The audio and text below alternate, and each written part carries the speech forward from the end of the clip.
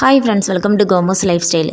Evening 6 மணி ஆனாலே அலையாத விருந்தாளியாக வந்துடும் இந்த கொசுக்கடி தாங்க முடியாமல் நைட்டெல்லாம் தூங்காமல் அவஸ்தைப்படுவோம். இதுக்காக கெமிக்கல் கலந்த குட் நைட்டு கொசுப்பத்தியெல்லாம் வாங்கி யூஸ் பண்ணுவோம். அது எல்லாருக்கும் ஒத்துக்காது. மூச்சுத்திணறல் கூட வரதுக்கு வாய்ப்பு இருக்குது.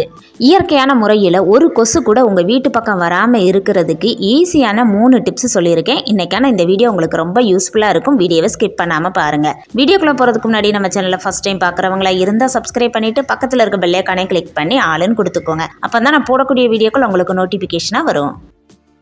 ஒரு அகல் விளக்கு எடுத்திருக்கிறேன், 3 கற்பூரம் எடுத்திருக்கேன். 3 கற்பூரத்தையும் கையால் இந்த மாதிரி பவுட்ரு பண்ணிவிட்டு இந்த அகல் விளக்கில் சேர்த்துக்கலாம். ஒரு கம்ப்யூட்டர் சாம்பிராணி எடுத்திருக்கேன். இதை பாதியாக உடைச்சிட்டு அந்த பாதி கம்ப்யூட்டர் சாம்பிராணியையும் கையால் இந்த லைட்டாக நுணுக்கணும் அப்படின்னா நல்லா பவுட்ரு ஆயிரும். இதையும் அகல் விளக்கில் சேர்த்துக்கலாம். பிரியாணி கீழ் சேர்க்கக்கூடிய பிரிஞ்சி இலை எடுத்திருக்கிறேன். இதில் ஒரு இலையை கிழிச்சிட்டு அகல் விளக்கில் சேர்த்துக்கலாம். கிழிக்க முடியலைன்னா சிசர் வச்சு கூட கட் பண்ணி சேர்த்துக்கோங்க சின்ன சின்னதாக. இது கூடயே வேப்ப எண்ணெய் கொஞ்சமாக சேர்த்துக்கலாம்.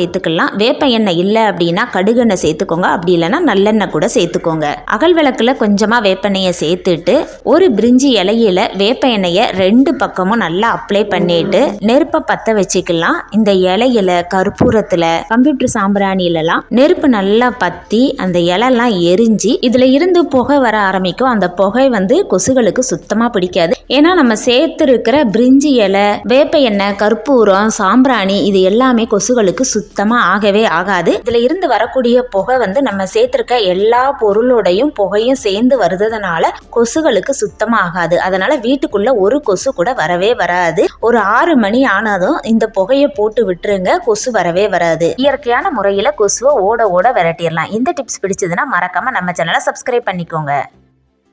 கொசுவை விரட்ட இன்னொரு டிப்ஸும் சொல்கிறேன். ஒரு லெமன் எடுத்துருக்கிறேன். இதை கட் பண்ணிக்கலாம். கட் பண்ணின லெமனில் ஒரு லெமனில் நடுப்பகுதியில் லைட்டாக கத்தி வச்சு இந்த மாதிரி கிள்ளி எடுத்துக்கலாம். 5 to 6 கிராம்பு எடுத்துக்கோங்க. அந்த லெமனில் கிராம்பை குத்தி விட்டுக்கலாம். இந்த மாதிரி இன்னொரு பாதி லெமன் கட் பண்ணி வச்சுருக்கோம்ல, அதுலேயும் ஒரு 5 to 6 கிராம்பை இந்த மாதிரி சுற்றி குத்தி விட்டுக்கோங்க.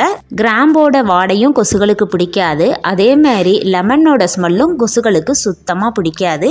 சின்ன குச்சியாக ஒரு 4 குச்சி எடுத்துக்கோங்க. இல்லைனா பல்லு குத்துற குச்சி இருந்தால் கூட அதை கூட எடுத்துக்கோங்க. இப்போ இந்த குச்சியை லெமனில் சுற்றி 4 குச்சியையுமே குத்தி எடுத்துக்கலாம். குத்தி எடுத்துட்டு லெமன் கீழே விழாமல் இருக்கிறதுக்காக ஒரு அகல் விளக்கு எடுத்திருக்கேன். அந்த அகல் விளக்குக்கு மேலே இந்த லெமனை எடுத்து வச்சுட்டு சின்ன மெழுகுவர்த்தி ஒன்று எடுத்திருக்கிறேன்.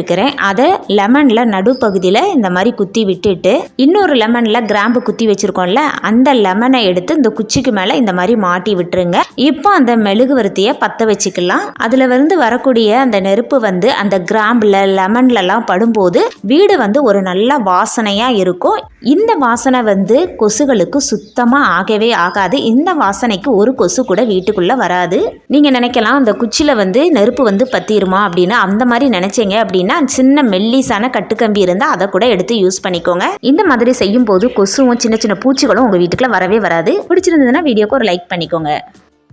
ஒரு அகல் விளக்கு எடுத்துருக்கிறேன். இதில் கொஞ்சமாக வேப்ப எண்ணெய் சேர்த்துக்கலாம். ஃபஸ்ட்டு கொஞ்சமாக சேர்த்துக்கலாம். சேர்த்துட்டு ஒரு 3 பூண்டு எடுத்துருக்கிறேன். தோலோட 3 பூண்டையும் தோலோட 1-2 இந்த மாதிரி நச்சு எடுத்துட்டு அந்த வேப்ப எண்ணெயோட சேர்த்துக்கலாம். பூண்டுக்கு மேலே இன்னும் கொஞ்சம் வேப்ப எண்ணெயை சேர்த்துக்கலாம். பூண்டை தோலோட 1-2 தட்டிட்டு சேர்க்கும் போது பூண்டுல இருந்து இன்னும் அதிகமான நெடித்தன்மை வரும். இப்போ ஒரு திரி போட்டுட்டு நெருப்பு பற்ற வச்சிங்க அப்படின்னா இதில் இருந்து வரக்கூடிய பூண்டோட வாசனையும் அந்த வேப்ப எண்ணெயோட வாசனையும் கொசுகளுக்கு சுத்தமாக பிடிக்காது. ஒரு 6 மணி ஆனதும் வீட்டுக்குள்ள பெட்ரூமில் இந்த விளக்கை நீங்கள் பற்ற வச்சு வச்சிங்கன்னா வீட்டுக்குள்ள ஒரு கொசு கூட வரவே வராது.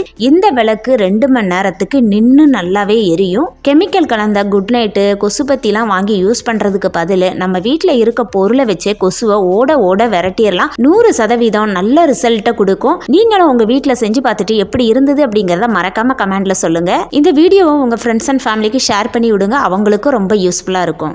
ஈவினிங் டைம் மட்டும் இல்லாமல் பகல் டைம்லேயும் கொசுவோட தொல்லை அதிகமாக இருக்குது. குழந்தைங்க ஸ்கூலுக்கு போகும்போது வேப்ப எண்ணெய் அப்படி இல்லைன்னா தேங்காய் எண்ணெயை கை காலெல்லாம் அப்ளை பண்ணி விடுங்க.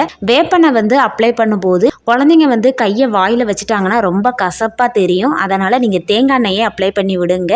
கொசு வந்து இந்த தேங்காய் எண்ணெய் ஸ்மெல்லுக்கும் வேப்பெண்ணெய் ஸ்மெல்லுக்குமே கையை வந்து கடிக்க வரவே வராது, பக்கத்திலேயே வராது.